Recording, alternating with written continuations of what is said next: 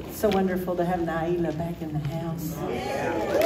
And Amon is with us today. And what do y'all think about the growth of our Unity voices? Woo! Isn't that amazing? Yes. And I don't know if y'all noticed, but we do have a special guest too. We have Kelly, and she brought Up Up. Up Up's a big blue and gold macaw. I love it. Don't get too close though. He might try to give you a kiss on the lip. And it's beautiful to see all of you.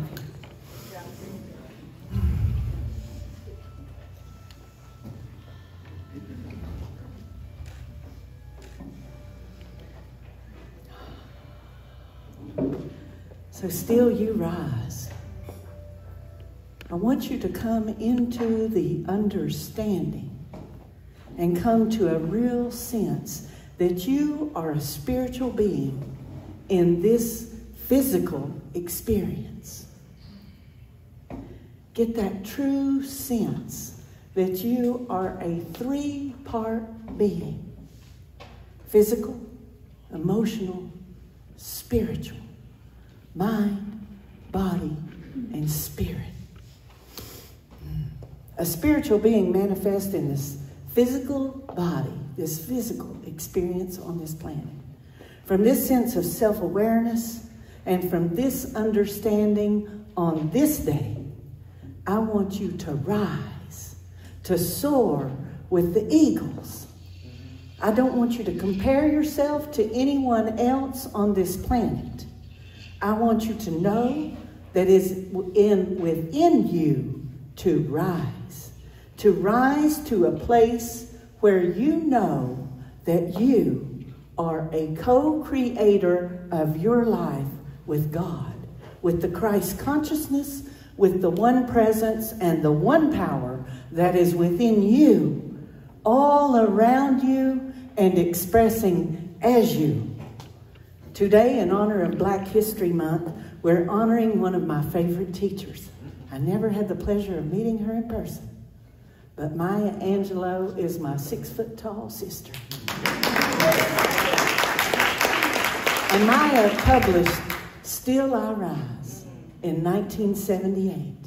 And that poem continues to reach readers and audiences cutting across racial lines and national boundaries. It's not just an empowering word for Black women. It's for all people everywhere. Maya herself, in an interview decades later after she wrote it, said, a lot of people use it, talking about Still I Rise. She said, Black people use it, and a lot of white people use it too. And that did her heart so good to know that she wrote this poem that was so dear to her, to stand up and know, you're not going to get me. And it resonated with everyone. And Maya shows you how to be comfortable in your own skin. Amen. Yes. Don't apologize for your bold and unique laugh or your opinionated personality. No. Those are the things that intimidate and threaten people who want to see you fall. And it endears you to all the people that love you. The fact that you are unapologetic and still get up each morning with a smile on your face shows that you still rise through all the muddy moments of your life. Just like that lotus rises up out of the mud that we chanted for in Om Mani Padme Om. But still like dust I rise are the words that capture the indomitable spirit and the very essence of the poem. For even through nothingness, a human will strive to achieve against all pressures the universe may throw at you. Those challenges and pressures can get to us, I know. And you can become weary. And what is it to be weary? To be weary, it's to lose your sense of wonder.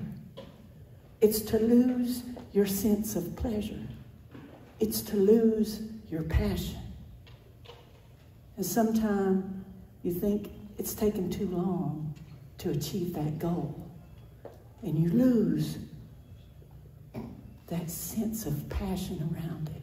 And you've grown weary. Is life wearing you down? The ability to cope with adversity, the ability to survive, is innate in all of us. It's a human condition. The ability to survive, to persevere. But when you give in to doubt and you give in to weariness, you are giving up your strength. You are giving up your passion. You are freely handing it over to somebody. You're saying, here, take my passion. I don't need it anymore. Here, take my strength because I've grown too weak. And Maya Angelou said herself, all my work is meant to say, you may encounter many defeats, but you must not be defeated. Amen. In fact, the encountering of defeats may be the very experience which creates the vitality and the power to endure and will re-spark your passion. So don't let it in. Don't let defeat in. And you have the power to not let it in. Dig your heels in and make the decision to rise.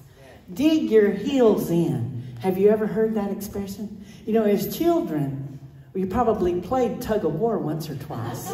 You got to dig your heels in because somebody's trying to pull you somewhere you don't want to be. You got to dig your heels in. And in Marine Corps boot camp, we played a serious tug of war a couple times. You had to dig in because they're trying just as hard as you're digging in to pull you down, to pull you over. Don't let it happen. You win that tug of war struggle in your life. Face those defeats, but never be defeated. So I want you to affirm with me, I am strong. I am strong. I am well able. I am well able. I am accomplished. I am accomplished. I am successful. I am successful. I will rise. I will rise. All right now. Amen.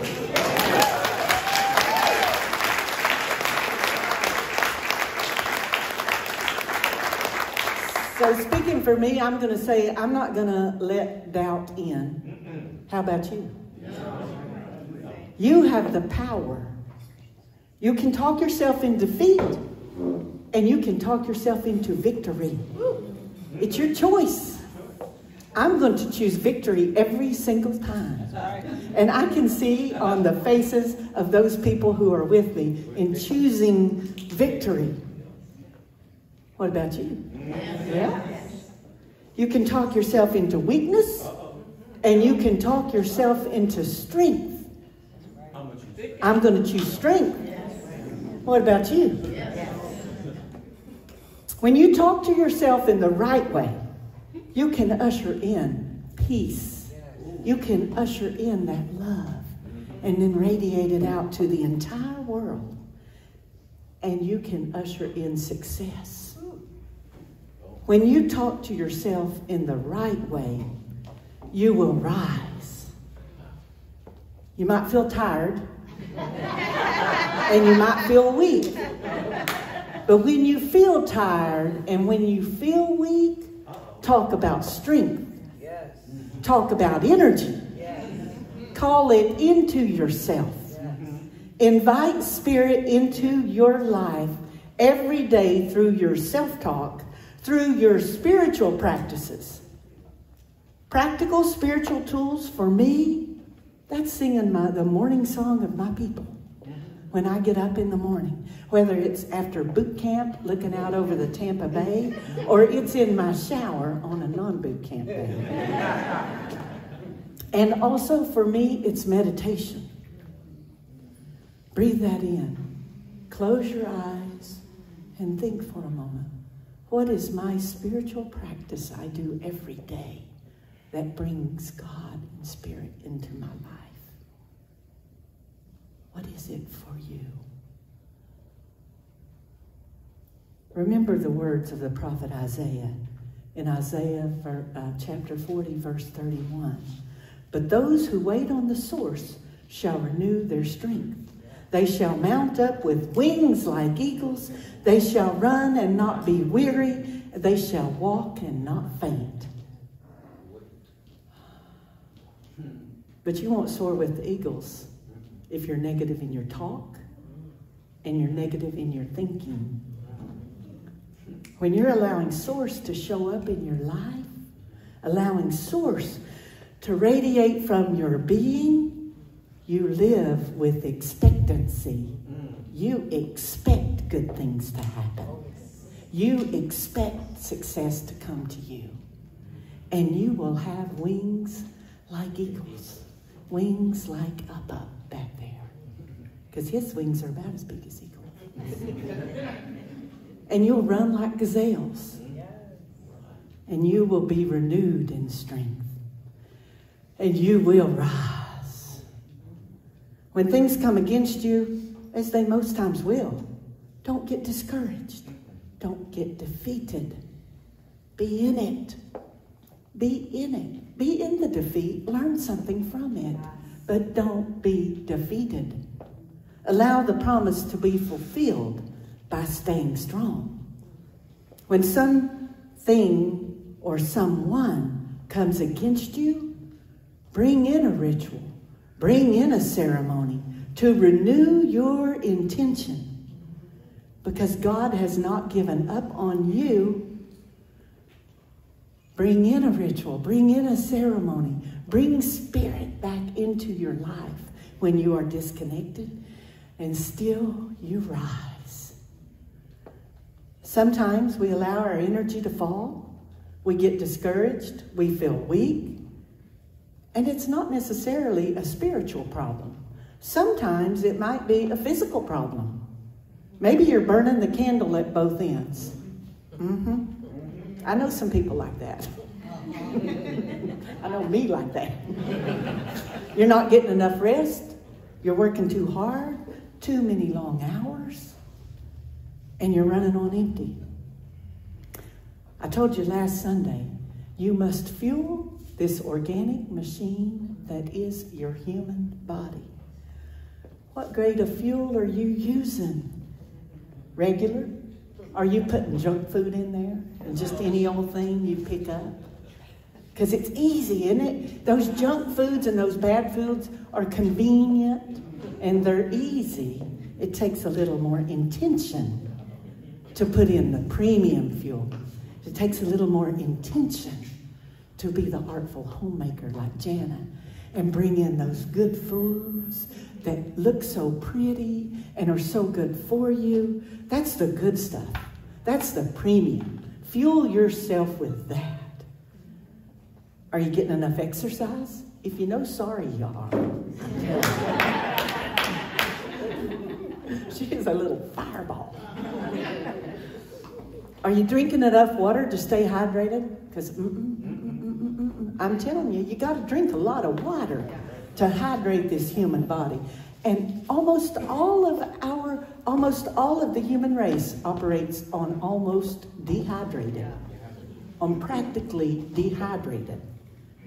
If you ever go to the hospital for an illness and they go, oh, well, you're pretty dehydrated, you know.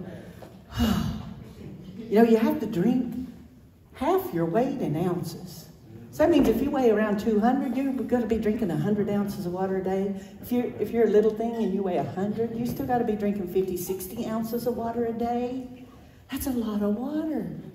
But you got to drink it. You got to stay hydrated because then your body can operate with that premium fuel at its highest potential. And it is your body temple. Honor it. And then, as I challenged you a few weeks ago, and some of you took that challenge seriously, eat, move, and meditate. Eat a healthy diet. Move your body. Rest and relax with meditation and prime the pump for your body. Y'all know what priming the pump means? You know, if you Google it nowadays, priming the pump is talking about infusing cash into a business. Priming the pump. Well, I tell you what, this girl grew up in the Appalachian Mountains. Priming the pump didn't have nothing to do with about no money and no business. Priming the pump had to do with my brother carrying a bucket of water from a spring down to the barn where the pump was, and I would be pumping and he would be pouring. I would be pumping and he would be pouring, and we were priming that pump, and then lo and behold, in just a few minutes, water started shooting out of that pump. But you had to prime it first. You had to get it ready. You had to get it. So prime your pump by eating healthy, moving your body, resting, praying, meditating, and the source energy will flow through you without restriction. And you will rise. You will rise up to whatever you need to rise up to. So take care of yourself. Get back into balance. Balance is our natural state of being. It's the way we are created. It's how our Creator meant for us to be. We are a spiritual being in a physical body. We are that three-part being: physical, emotional, spiritual, mind, body, and spirit. We are three parts of us, and you have to take care of all three parts. 2 out of 3 isn't good enough, and 1 out of 3 really isn't good enough. Because you can pray and meditate 24/7. You can pray and meditate all day long. But if you're not taking care of your physical body, you're going to not be there. You're not fueling yourself with premium. You're going to get sick. You're going to have your immune system is going to be low.